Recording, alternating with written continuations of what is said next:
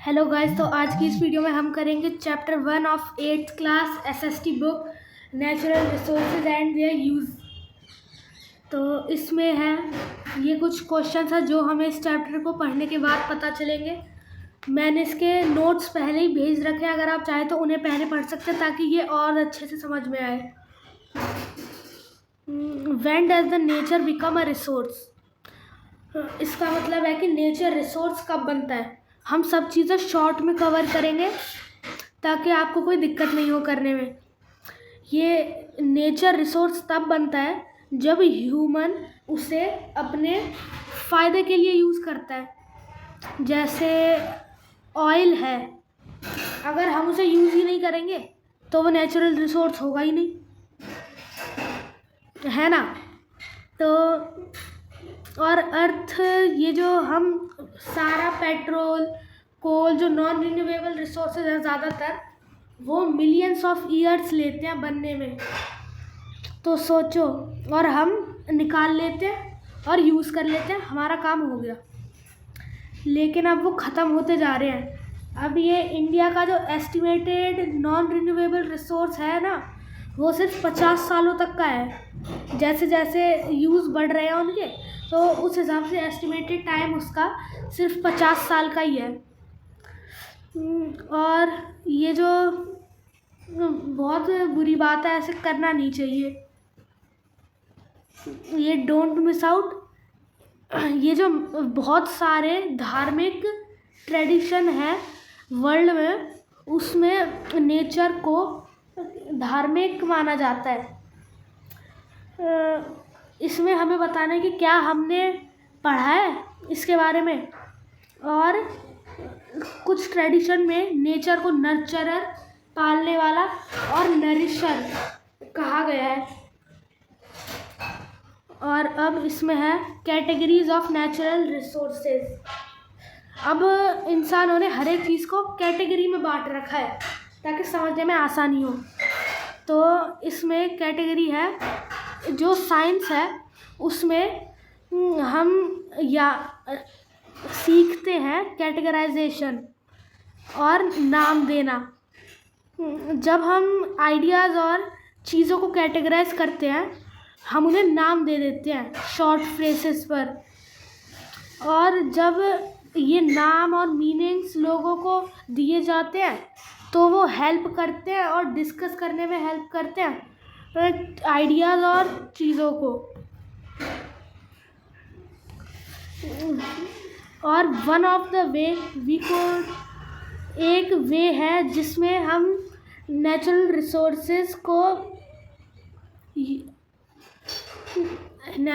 Resources based होते हैं। Life source for material and sources for energy, इन चीज़ों पे होते हैं। अब रिसोर्सेज एसेंशियल फॉर लाइफ। जो हमारा जीवन है वो अर्थ पे एग्जिस्ट करता है, जहाँ पे हवा है जिससे सांस लेते हैं, पानी है जिसे हम पीते हैं, और खाना है जो हम खाते हैं। और हमें ये सब एटमॉस्फेयर से मिलता है, rivers, ponds, farming, cultivation, soil.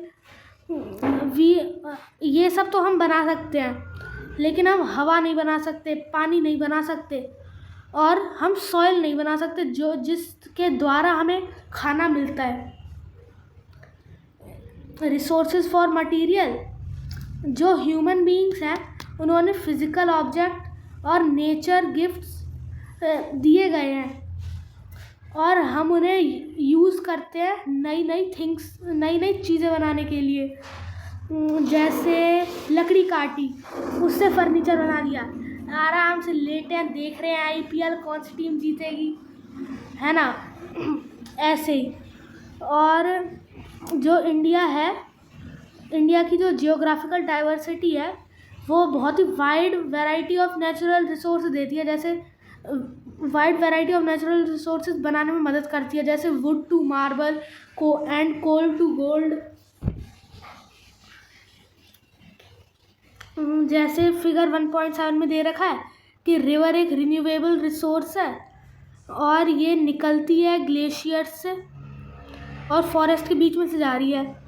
और हम लकड़ी ले लेते हैं फॉरेस्ट की, लिमिटेड क्वांटिटी में लेनी चाहिए और उसे रीजनरेट करने का टाइम देना चाहिए, ताकि जैसे हमने 2 पेड़ काटे हैं तो 4 पेड़ उगने का टाइम देना चाहिए, तब जाके बैलेंस होगा। क्योंकि एक नॉर्मल आदमी को 350 लीटर्स ऑफ ऑक्सीजन चाहिए पर डे, और एक नॉर्मल ट्री सिर्फ 270 लीटर प्रोड्यूस कर पाता है। तो अब फ़र्क देख रहे हो, और ये पेड़ कटे जा रहे हैं जिस वजह से दिक्कत हो रही है। इसी वजह से पीपल के पेड़ की पूजा की जाती है, क्योंकि वो सबसे ज़्यादा ऑक्सीजन छोड़ता है।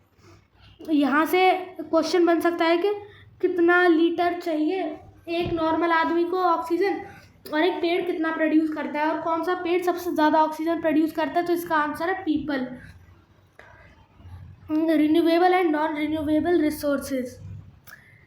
सेकेंड, ये दूसरा वे है कैटेगराइज करने का नेचुरल रिसोर्सेज को उनके बेसिस पर कि वो रिन्यूएबल है या नहीं। गाइस, ये रिन्यूएबल रिसोर्स और नॉन रिन्यूएबल रिसोर्स कमेंट में बताना होता क्या है। वैसे मैं एक बार बता देता हूँ। रिन्यूएबल रिसोर्स वो होते हैं जो नेचर को हार्म नहीं करते, उनके यूज़ पर हार्म नहीं करते वो नेचर को। और नॉन रिन्यूएबल ऐसे रिसोर्सेज होते हैं जो उनके यूज़ पर हार्म करते हैं, रिसोर्सेज को हार्म नेचर को करते हैं। रिन्यूएबल का एग्जांपल है विंड, उसके यूज़ में नेचर को हार्म हो रहा है? नहीं। और नॉन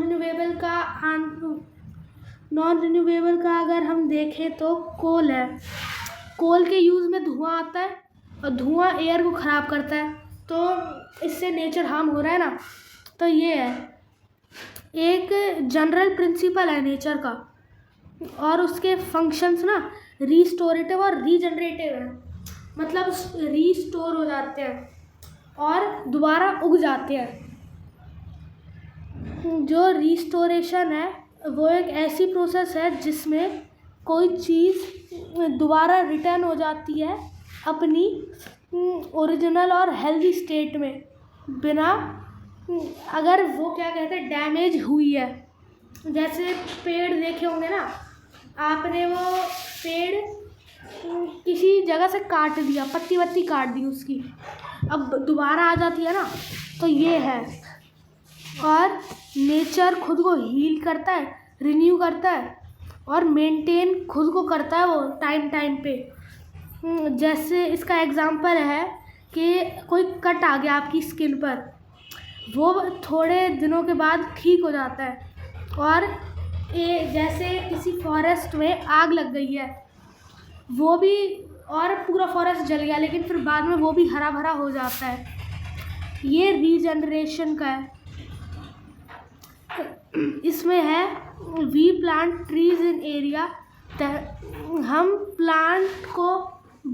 प्लांट लगाते हैं कई एरियो में, जिस वजह से, और कई तो गुम हो जाते हैं, क्योंकि जो ये ह्यूमंस हैं वो फॉरेस्ट को क्लियर कर रहे हैं घर बनाने के लिए।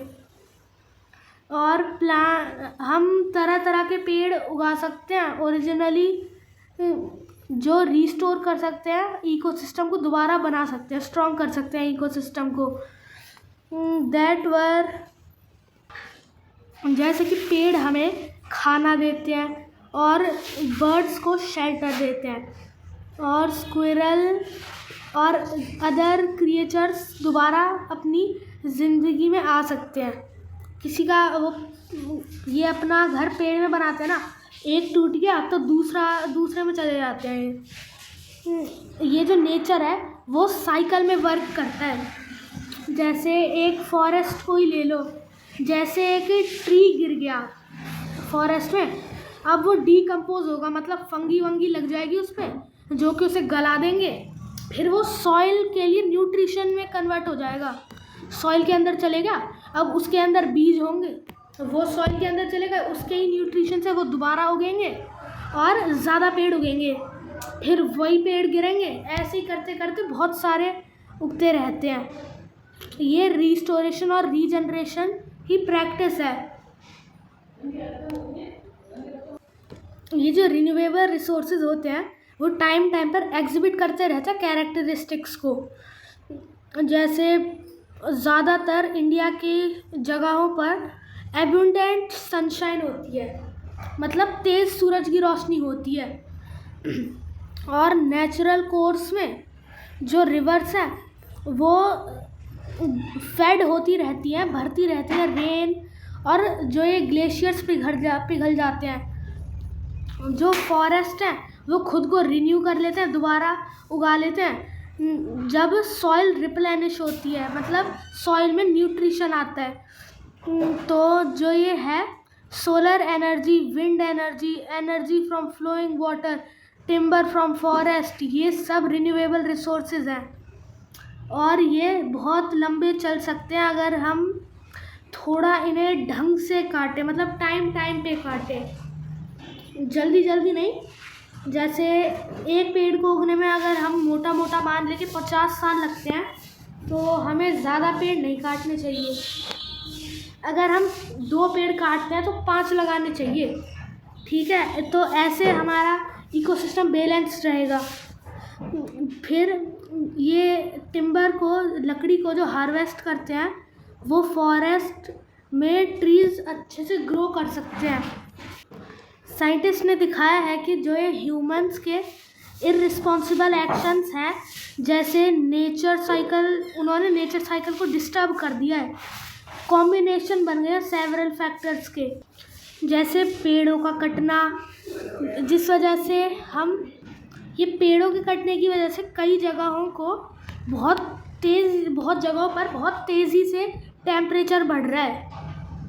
और जो हिमालय है उसकी जो बर्फ़ है वो पिघलने लग रही है, जो कि प्रेसिपिटेशन को असर कर सकती है, बारिश पर असर कर सकती है। बारिश पर असर ऐसे करेगी कि ये आपने वाटर साइकिल तो देखा ही होगा, पहले पानी भाप बनेगा, ऊपर जाके वो कंडेंस होगा। कंडेंस तभी तो होगा जब ठंडा होगा ऊपर। अब गर्मी ही इतनी बढ़ रही है, वो तो बस भाप ही बनता जाएगा, बारिश आएगी ही नहीं। अब ये दिक्कत हो रही है, जिस वजह से पॉपुलेशन जो है, वाटर सिक्योरिटी बढ़ रही है। वाटर टावर्स, ये जो आपने देखा होगा ना, डैम्स के पास वाटर सिक्योरिटी होती है। जब पानी राइज होता है तो कहीं हो ना जाए वो दिक्कत, बाढ़ ना आ जाए, तो वाटर टावर्स ज़्यादा बढ़ाए जा रहे हैं। तो पार्ट 1 कंप्लीट होता है, हम अगली बार आएंगे। Like and subscribe.